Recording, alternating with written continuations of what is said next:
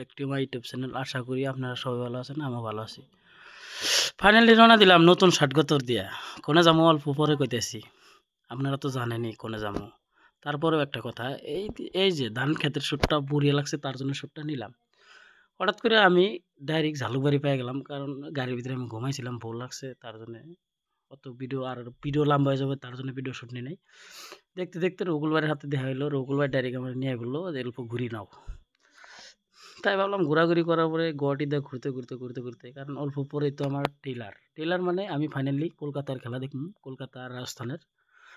কারণ আমি তো কলকাতারই সাপোর্ট করি, তার জন্য আমি জার্সি গজর দিয়া মাথায় বাঁধে নিয়ে ডাইরেক্ট রওনা দিলাম স্টেডিয়ামের বুকুলে। ফাইনালি ওই যে মিতা আমার হাই হাই করতেছে, আমিও ঢুকে গেছি আগেই। তবে টিকিট আমার হাতে, আমিও টিকিট নিয়ে এন্ট্রি মারলাম।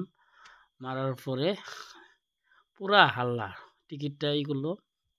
তারপরে আঙ্গ যেহেতু ৬ নম্বর গেট, তাই আমি হোস করতেছি ৬ নম্বর গেট কোনটা এনে মিতা অল্প হালকা পাতলা মানে মুখের ভিতরে লিখে নিতেছে রাজস্থান। তাই ফাইনালি টস হইলো, টসের মধ্যে কলকাতা জিতলো।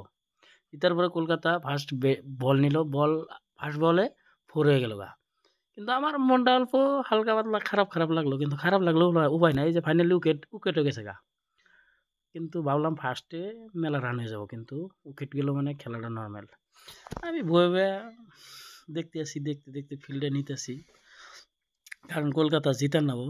তাই ভাবলাম একটা গলাটার ভিতরে আসলে এনার্জি নাই, রেড বুলের একটা কিনা খাইলাম।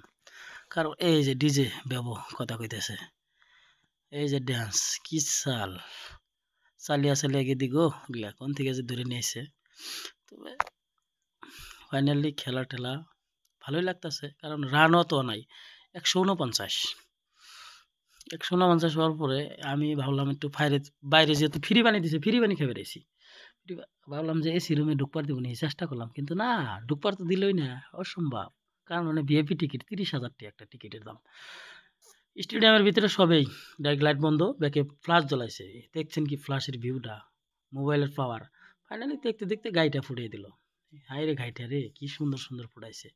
ভাবছি আমার বিয়ার মধ্যে এইভাবে ফুটামো, যদি টাকা পয়সা তো নাই, কি এই গরিব মানুষ, তাও চেষ্টা করবো এই গাড়িটা ফোটানোর জন্যই। তবে স্টেডিয়ামের ভিতরে ওয়াও কি ফিল, যাই কোন মনের ভিতরে তো ভালোই লাগে, কারণ খেলা। তবে যার ইচ্ছা আছে খেলা, ওই যে হঠাৎ করে ওই যে গেদাটা রিয়ান পড়া গেছে যায় যে পাও ধরলো, সেই মানুষটা ধরে নিয়ে গেতেছে পুলিশে। এই যে কিন্তু ভিডিওটা ফুল শুট নিয়ে নাই, কেমন দোস্ত কইতেছি ওয়াও কি মজা, ভাল লাগছে আমার খেলাটা। আমাকে কইতেছি কি ভালো লাগছে আপনার, ও কেমন দোস্ত কইতেছে হ্যাঁ বরিয়া।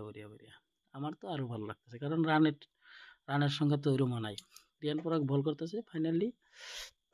ফাইনালি খেলাটাও অলরেডি জিতে হয়ে গেল গা, কলকাতা জিতে গেল ডিকোটের এই 97 রান।